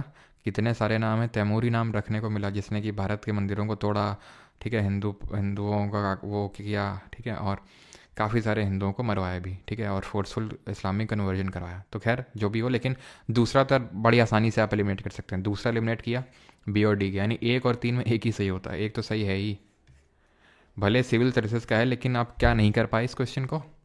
अभी विजयनगर एम्पायर वगैरह तूने पढ़ा नहीं है, कल पढ़ेंगे, ठीक है, कि देवराय 2 के टाइम पे ही वास्को डी गामा भारत आया था कि नहीं आया था। अभी हम वो चलो वो कल देखेंगे, ठीक है। With reference to Indian history, who of the following were known as कुल्ह दरन? ये भी आपका सिविल सर्विसेज 2022 में क्वेश्चन पूछा गया। अरब मर्चेंट थे, कलंदर थे, पर्शियन कैलीग्राफिस्ट थे, या फिर सैयद। तो इनको कुल्ह दरन किसको बोला गया था? कुल्ह दरन बोला गया था सैयद को। क्यों? क्योंकि ये जैसे शार्प कलर की टोपी पहनते थे, hot sharp colour, sharp shape की। With reference to Indian history consider the following statement. ये भी सिविल सर्विसेज का क्वेश्चन है 2022 का। करिए जरा, देखते हैं कर पाते हैं कि नहीं कर पाते हैं, कितने लोग आईएएस बन पाएंगे आज कि नहीं बन पाएंगे।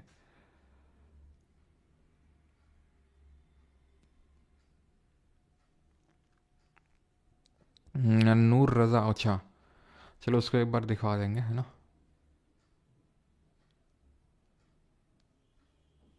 चलो, तो the first Mongol invasion of India happen during the reign of Jalaluddin Khilji. पहला मंगोल इन्वेजन इंडिया में जलालुद्दीन खिलजी के टाइम पे हुआ था। बिल्कुल गलत, जल्दी से बताओ किसके टाइम पे हुआ था? तो पहला वाला गया, यानी 2 या 3 में एक ही सही होगा। During the reign of Alauddin Khilji one Mongol assault march up to Delhi and besiege the city. पढ़ा था हमने, मंगोलॉइड का बहुत अटैक हुआ था, लेकिन सक्सेसफुली उसको रेजिस्ट कर लिया था अलाउद्दीन ने।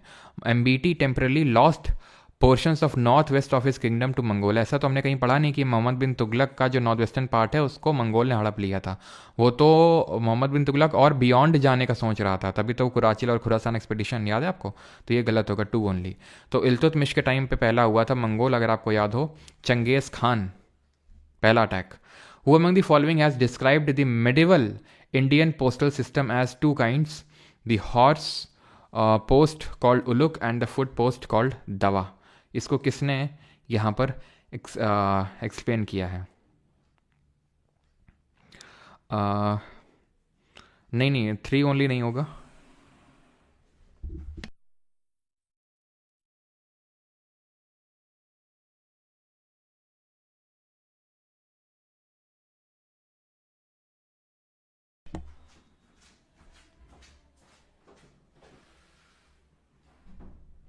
चलिए, तो who among the following has described the medieval Indian postal system as of 2 kind, the horse post called uluk and the foot post called dawa?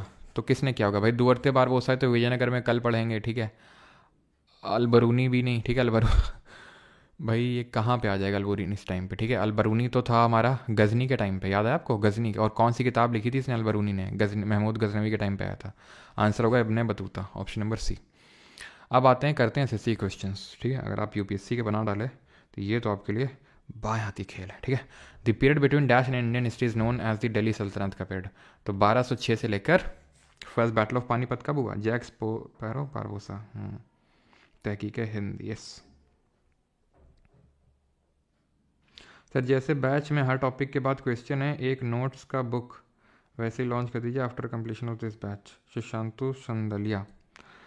अब शशांतु संदलिया जी, अब हम क्या बताएं आपको, अब आपको आगे पता चल जाएगा, ठीक है, क्या लॉन्च होगा और क्या नहीं होगा, ठीक है, वो तो वक्त बताएगा। 1206 से 1526, ऑप्शन नंबर ए आंसर होगा इसका। During which year state Khilji dynasty ruled over Delhi, ठीक है, खिलजी वंश ने दिल्ली पर किस वर्ष शासन किया था?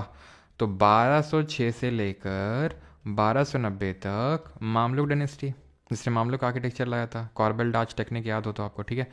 और इसके बाद 1296 से लेकर, ठीक है सॉरी, 1290 से लेकर 1320 तक था खिलजी। 90 से 96 जलालुद्दीन, 96 से 1316 था आपका ये अलाउद्दीन, और 1316 से 1320 के बाद कौन रहा था? पहले तो ये Shihabuddin Umar, Mubarak Shah and then Khusro Khan. Ninth, who among the following sultan formed a series of regulations to weaken the power of nobles? किसने जो नोबेल, जो चहलगानी की पावर, उसको वीकन कर दिया था, किसने कमज़ोर कर दिया था? अरे यार फिर किसी का कॉल आ रहा है।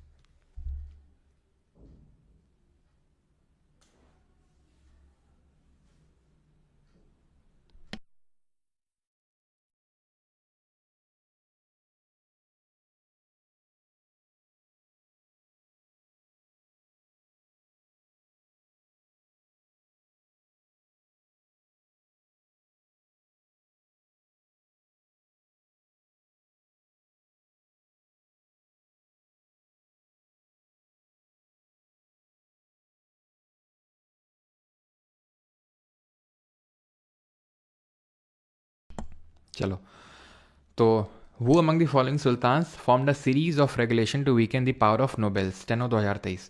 मोहम्मद बिन तुगलक, ऐसे तुमने पढ़ा नहीं था इसके रिगार्डिंग। बलबन, अलाउद्दीन खिलजी, इल्तुतमिश। अब ऑप्शन मतलब डाउट आपको बी और सी में ही हो सकता है, ठीक है, लेकिन यहाँ पे चहलगानी तो डायरेक्टली मेंशनड है नहीं, तो यहाँ पर आंसर होगा ऑप्शन नंबर सी। एक्चुअली में जो बलबन की पॉलिसी थी वीकेंड करना जो नोबेल्स हैं उसके कोर्ट में उसके पार को, वही खिलजी ने भी अडॉप्ट किया था। लेकिन जब तक अगर बलबन आप टिक नहीं करेंगे, जब तक वो चहलगानी का डायरेक्टली जिक्र नहीं करेगा, ठीक है।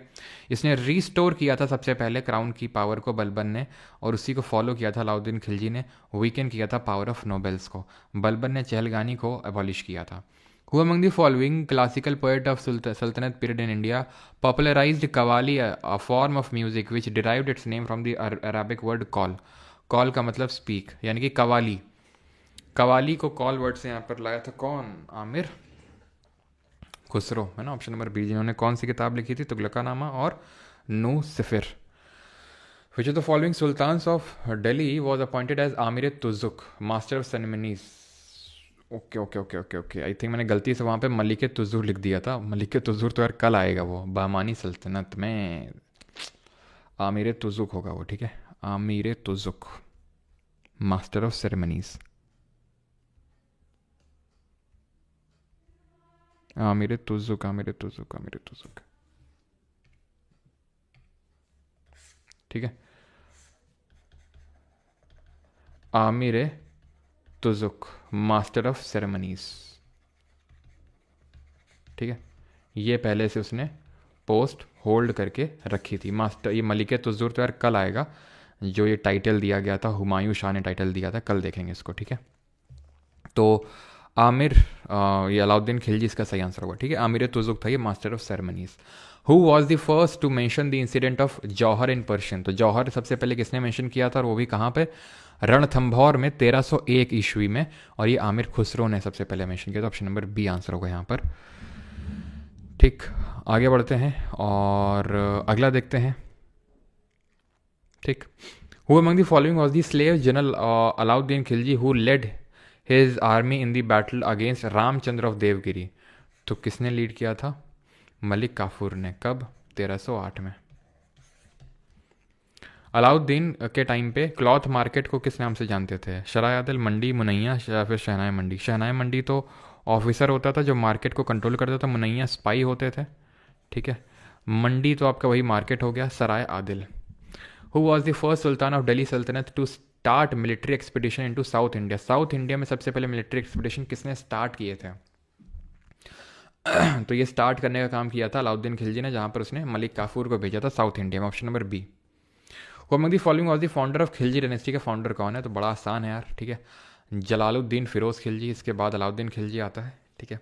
खुसरो शाह मुबारक शाह की अगर बात करेंगे तो मुबारक शाह आता है, इसका बड़ा बेटा था, है ना, उमर शाह को मार के आता है, और मुबारक खान जो था इसका बेगम था, है ना।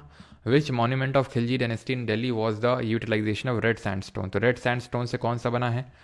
तो आपका जो मोती मस्जिद तो अभी जिक्र हुआ ही नहीं है, अलाई दरवाज़ा हुआ। चार मीनार कल पढ़ेंगे, जो हैदराबाद में बहमानीज़ ने बनवाई थी उसको। तो यहाँ पे मैं लिख देता हूँ, ये हो जाएगा आपका मेड ऑफ रेड सैंडस्टोन, ठीक है, it is made up of red sandstone. Clear? चलो आगे बढ़ते हैं।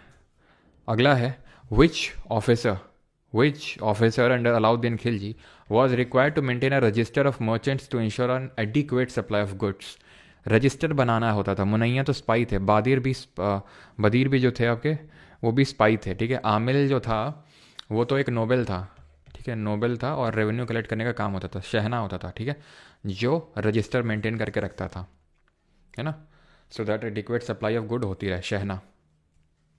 कितने टाइप के टैक्स लगाए थे अलाउद्दीन? मैंने आपको क्या बताया था, कितने आप बताएंगे? घरई, चरई और कौन सा? खराज। घरई मतलब हाउस टैक्स, चराई मतलब पेस्टोरल लैंड पे जो टैक्स, और खराज मतलब जितना प्रोड्यूस करोगे उस पर टैक्स लगेगा। तो तीन तरह के टैक्स थे वो। जजिया ज़कात को इसके अंडर नहीं रखेंगे। First southern campaign of Alauddin Khilji was led to which of the following reasons? तो पहला साउथ इंडिया कैंपेन कहाँ पे था?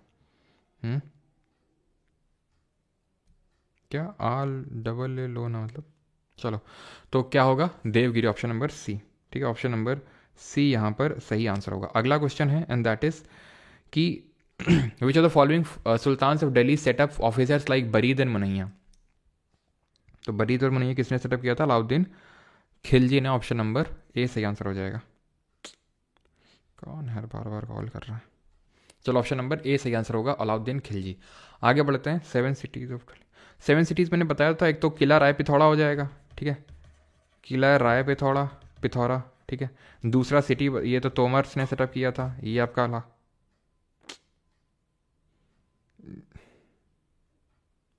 ये अलाउद्दीन ने सेटअप किया था, ठीक है। देन तुगलकाबाद एक गयासुद्दीन तुगलक ने सेटअप किया था। देन जहाँपना मोहम्मद बिन तुगलक ने किया था। देन आपका फिरोज़ाबाद सिटी फिरोज शाह तुगलक ने किया था। देन बाद में आती हैं शेरगढ़, जब मुगल्स के टाइम पे पढ़ेंगे ये, ठीक है, शेरगढ़ और शाहजहानाबाद, ठीक है, शाहजहानाबाद, ठीक है। तो 1 2 3 4 5 हाँ, ठीक है, 7 सिटीज़। तो who among the following sultans of Khilji dynasty started giving cash में पे करना शुरू किया था? अलाउद्दीन खिलजी ने, ठीक है। Who amongst the following Delhi सल्तनत rulers sent his army under Malik Kafur commander to conquer South India? किसने, कौन दिल्ली सल्तनत का रूलर था जिसने की आर्मी भेजी थी under Malik Kafur? To control the prices, MTS 2024, ठीक है, सारे आप देख सकते हैं, लेटेस्ट ही क्वेश्चन है। ये CHSL 2024, ये JEE 2024, ठीक है, सारे एकदम लेटेस्ट क्वेश्चन का संग्रह है एकदम, ठीक है। To control the prices which of the following sultans of Delhi setup 3 different markets? 3 different market setup करी थी किसने?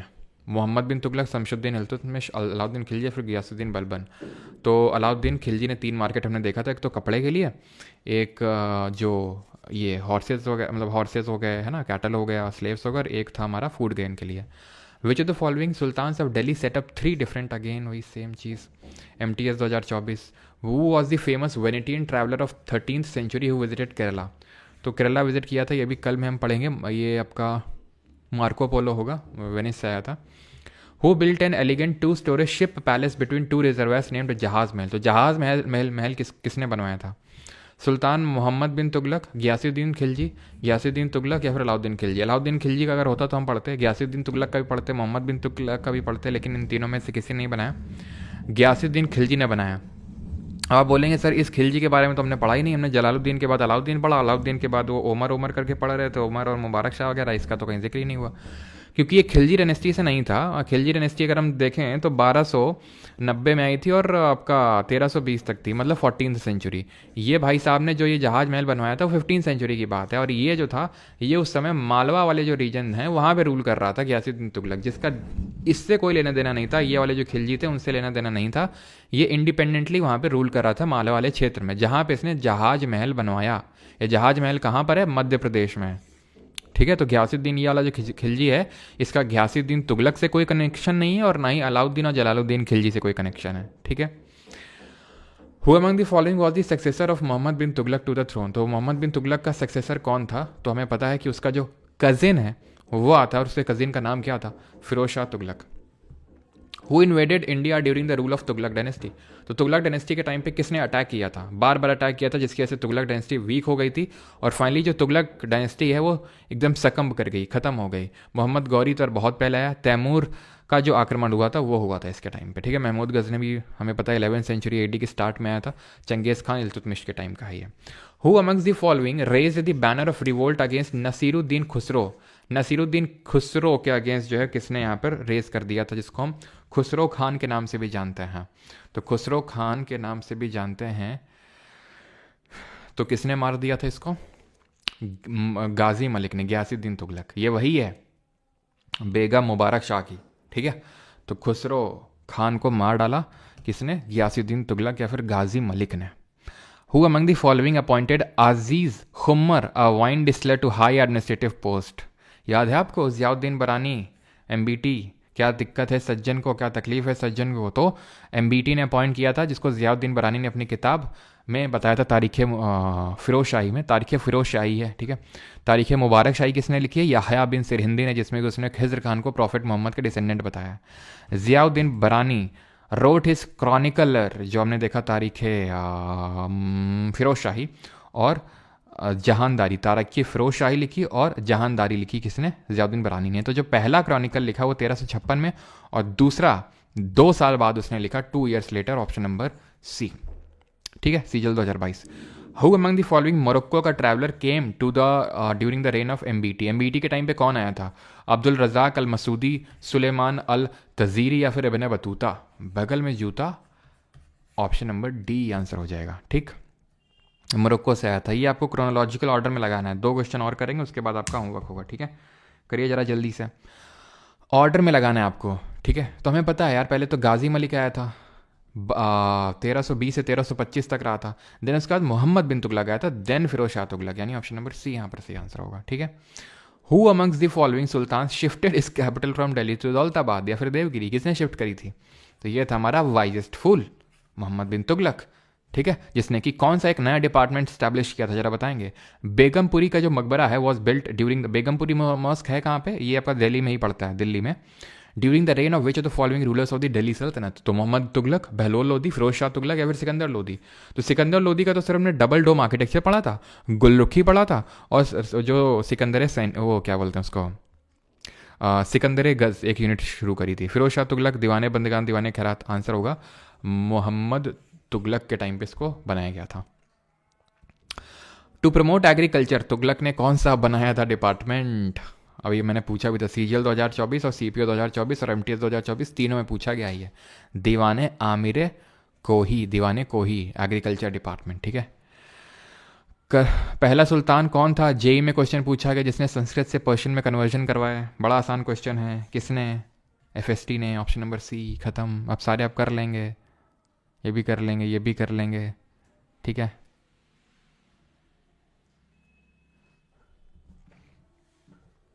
चलो तो ये वाला क्वेश्चन करते हैं, दैट इज कि द डैश सल्तनत is ruled by Sharki dynasty. ठीक है, शर्की डायनेस्टी कहाँ पे रूल कर रही थी? आगरा, दिल्ली, जौनपुर या फिर भरतपुर? तो ये रूल करी थी जौनपुर। जौनपुरी की सिटी किसने डेवलप करी थी? फिरोज शाह तुगलक ने, है ना, अपने भाई प्रिंस जौना के लिए। ठीक है, who among the following rulers invaded Malaya to liberate their trade with China? ये क्वेश्चन कोई वजूद ही नहीं बनता, इसको यहाँ से हटाना पड़ेगा। बाकी आंसर तो आप बता ही सकते हो, और इसका आंसर तुम अगर ना बता पाए तो ध्यान रखना, तुमको मलाया में ले जाके वहीं पे समुद्र में डुबकियाँ लगा लगा के निकाल के लाएंगे तुमको। ये क्वेश्चन एशियंट का है, हम लोग पहले ही कर चुके हैं। चोला जो अपनी नेवी के लिए जाने जाते हैं, उन्होंने किया था ना। ये सब अभी नहीं करना, ये कल करेंगे। बाकी हमारा लेक्चर ख़त्म होता है आज का, और जिनको भी एनरोल करना है लेक्चर, मतलब रिकॉर्डेड क्लास का एक्सेस चाहिए, नोट्स का चाहिए, क्विज़ का चाहिए, तो वो जाकर यहाँ पर एनरोल कर सकते हैं बैच में जाके। ठीक है, इसी के अंदर आपको इंग्लिश और कंप्यूटर का बैच भी मिल जाएगा, और सारे जो भी हैंड रिटन नोट्स हैं सब कुछ आपको इसी के अंदर प्राप्त हो जाएंगे। ठीक है, बाकी आपका कुछ डाउट आउट रहता है तो व्हाट्सएप नंबर तो मैंने दिखाई दिया है। बाकी आप अगर यहाँ पर क्वेरी पूछेंगे, कहाँ पर, यहाँ पर आके, तो भी आपके क्वेरी का आंसर तुरंत मिल जाएगा। ठीक है, यहाँ पर जाके चैट सेक्शन में यहाँ पर टाइप करेंगे अपना डाउट। ठीक है, और